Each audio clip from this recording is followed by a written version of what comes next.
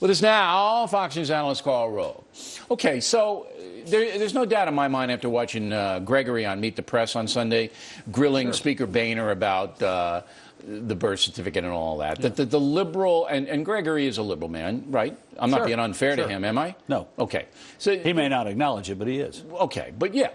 So it's divide. Let's divide the Republican Party. This is the White House strategy. They love this. How do you know it's the White House strategy? Look, the president could come out and say, here are the documents. But they're happy to have this controversy continue because every moment the conservatives talk about this, they marginalize themselves and diminish themselves in the minds of independent voters. And every moment we spend talking about this controversy is a moment we can't spend talking about the failed stimulus bill, the reckless spending, Obamacare, his failures in foreign policy, and his failure to live up to the promises that he made in the 2008 election. Look, he was born in Hawaii.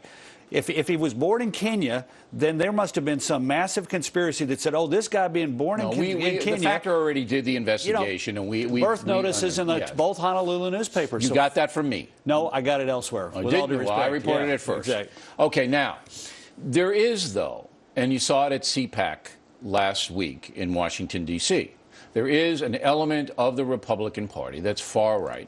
Okay, and that really loves this kind of discourse. They love the campaign for liberty types who are there for Ron Paul. Right. They love Ron Paul. They loved Christine O'Donnell. They love that kind of stuff. Let's be clear about it. There is a healthy dose, an unhealthy amount of people in that movement who are 9/11 deniers. I keep running into them. They protest me. Big Ron Paul stickers and so forth. They're birthers. You know, look, we had people stand up and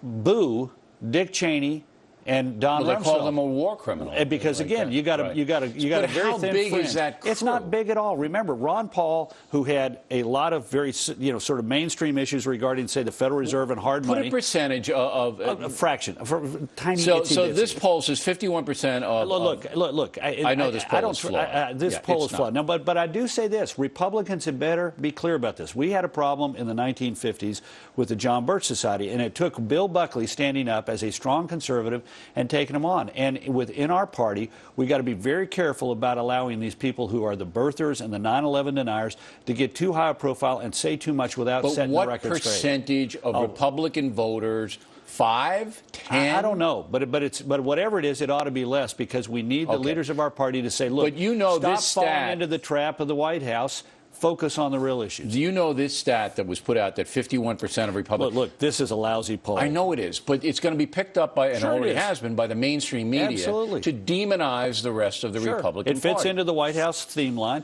But isn't that smart of the White House to do that? Oh, absolutely. Look, these guys may be lousy at governing, Bill, but they're damn good at politics. So it's a smart strategy to propagandize. Because if we are where we are, which is... we have a group of people out there who keep repeating this, and we have yet to get in a place where candidates are being asked about this in debates. Look, don't you think that in the Fox debate or one of these debates that's going to be televised, candidates are going to be asked about this? And if they step forward and say, look, we got better things to talk about than to fall into this trap that the White House has laid for us, this issue will start to go away. Even in this poll, 49% in this goofy poll don't agree with the proposition that he was born abroad. And even in the national poll, you'll see there are a bunch of people who are just waiting for people to tell them, oh, that's a non-issue. Forget about it. I don't know why they're waiting. Now, the Tea Party, do you believe that the Tea Party is still gaining strength in America, or has it peaked? I think you need to differentiate between the Tea Party movement and the Tea Party sentiment. Remember, the Tea Party movement itself is an expression of something that's bigger and broader, and I think is more important. And that is the sentiment that the country is bankrupt or on its way to bankruptcy, and we got to save it quickly. That sentiment is as strong as it was last fall. In fact, I think it's getting bigger, particularly because President Obama mishandled the budget in the way that he did.